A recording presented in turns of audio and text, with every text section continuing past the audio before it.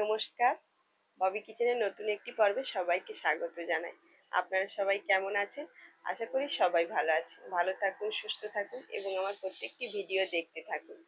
আজকে একটি বিশেষ আপনাদের সামনে কোনো রান্না বান্না নয়।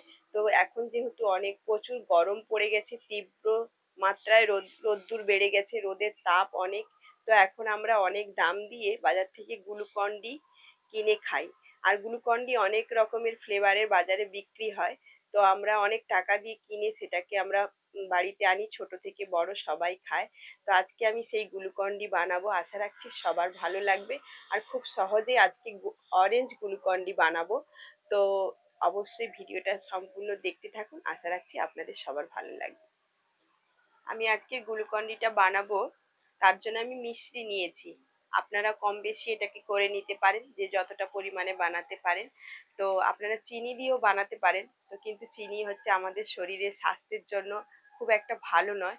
তার জন্য মিছরির জল, এমনিতেই মিছরির পানা খাওয়া হয়, আপনারা সবাই জানেন এই গরম পড়লে মিছরি খায় সবাই।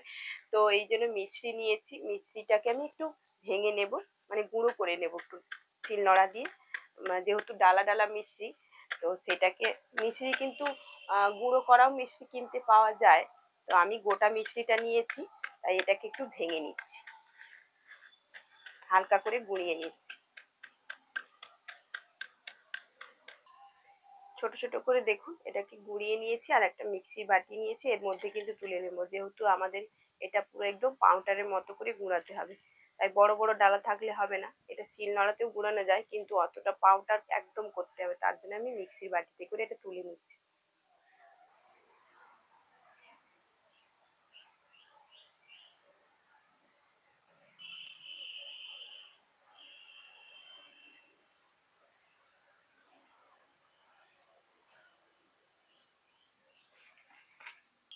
এটাকে আমি গুঁড়িয়ে নিয়েছি একদম পাউডার করে।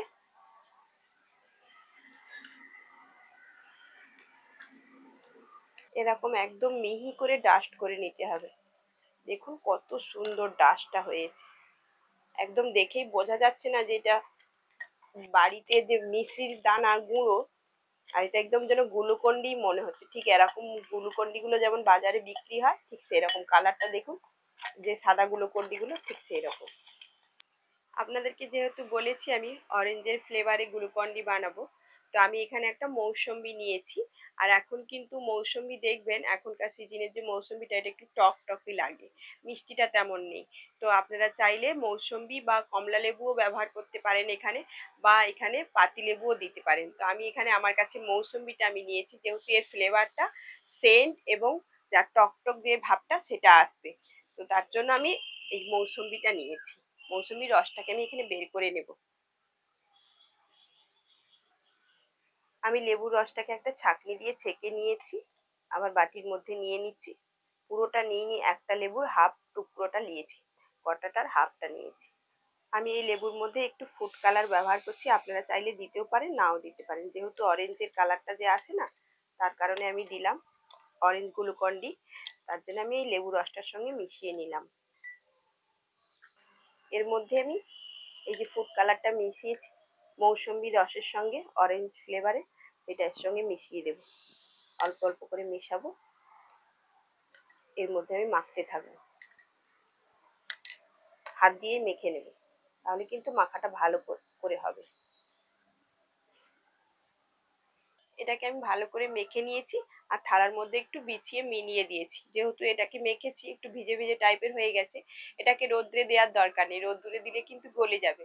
তাই আমি বাড়িতে পাখার মধ্যে বা এমনি নর্মাল রুম টেম্পারেচারে রাখলে, রুমের মধ্যে কোথাও যে কোনো একটা ঠান্ডা জায়গায় রেখে দেবেন, বাড়ির মধ্যে এমনিতেই এটা শুকিয়ে যাবে। তারপরে আপনাদেরকে আবার আমি গুঁড়ো করে দেখাবো কেমন হলো গ্লুকন-ডিটা।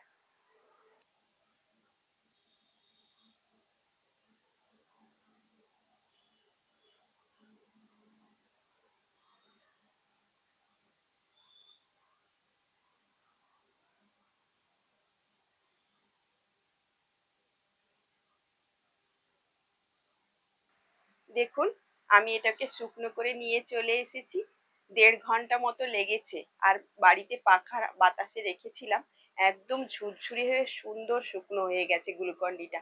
আপনাদেরকে দেখাচ্ছি। দেখুন কতটা ঝুরঝুরে হয়েছে, একদম শুকনো হয়ে গেছে। এর মধ্যে কিন্তু এখনো কিছু মেশানোর আছে। দেখুন কিরকম হাতেই কিন্তু গুঁড়ো হয়ে যাচ্ছে, কিন্তু এখনো কিন্তু পাউডার করা যাবে। এটাকে পাউডার করে দেখাবো আপনাদেরকে। দিয়ে দিচ্ছি 1 চামচ সাইট্রিক অ্যাসিড। যেহেতু এটাকে অরেঞ্জের ফ্লেভারে তো একটু টক টক লাগবে। আর সাইট্রিক অ্যাসিডটা একদম চিনির মতো হুবহু দেখতে, আপনারা বুঝতেই পারবেন না যে এটা চিনি কেন দিল, এটা কিন্তু সাইট্রিক অ্যাসিড। দিয়ে দিচ্ছি 1 চামচ লবণ। আর এই সাইট্রিক অ্যাসিড নিয়ে কিন্তু আমার ভিনেগার তৈরি আছে, আর ভিনেগারটাও কিন্তু সাইট্রিক অ্যাসিড দিয়েই তৈরি হয়। আর এই সাইট্রিক অ্যাসিডটা কিন্তু অনেক জায়গায় টক চিনি বলা হয়ে থাকে, আমাদের এখানে চলিত ভাষায় টক চিনি বলা হয়, তাই টক টক লাগবে। তার জন্য কিন্তু আমি 1 চামচ দিলাম। আপনারা এখানে সাইট্রিক অ্যাসিড না ব্যবহার করে পাতিলেবুর রসও ব্যবহার করতে পারেন। তো এটাকে আমি একসঙ্গে এবার মিশিয়ে নেব ভালো করে। এটাকে আরেকবার মিক্সির জারের মধ্যে দিয়ে দেব, দিয়ে ভালো করে আবার একটু পাউডার করে নেব। গুঁড়ো করে নিয়েছি। আর কত সুন্দর হয়েছে, আর কালারটাও কি দারুণ এসছে দেখুন। দোকানের থেকে কোনো অংশেই কম নয় গ্লুকন ডিটা।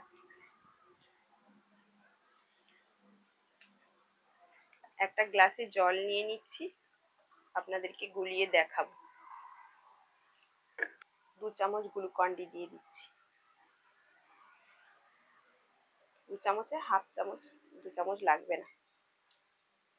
দেখুন কত সুন্দর, কালারটাও কি দারুণ এসেছে।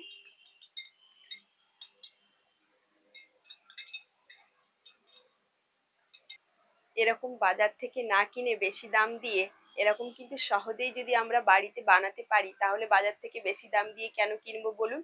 আর এর এখন কিন্তু গ্রীষ্মকাল, একদম রোদের তাপমাত্রা প্রচুর বাড়ছে, হু হু করে এতটাই ডিগ্রি বাড়ছে গরমের তাপমাত্রা, যে মানুষ যদি কেউ অতিথি আত্মীয় স্বজন যদি বাইরে থেকে আসে, এরকম করে বাড়িতে বানিয়ে রাখলেন, 1 গ্লাস গ্লুকন ডি গুলিয়ে দিয়ে খেয়ে কিন্তু তৃপ্তি পাবেন সবাই। আর আজকের ভিডিওটা কেমন লাগলো অবশ্যই কিন্তু কমেন্ট করে জানাবেন। ভালো লাগলে একটি লাইক করে দেবেন। আর অবশ্যই করে চ্যানেলটিকে সাবস্ক্রাইব করে দিবেন। ফেসবুক পেজ থেকে দেখলে পেজটিকে ফলো করে রাখবেন। তো চলুন, আবার নিত্য নতুন রেসিপি পেতে আমার সঙ্গে থাকবেন। আবার একদিন আপনাদের সামনে দেখা হবে একটি নতুন রেসিপিতে। আজকের মতো বিদায় নিচ্ছি।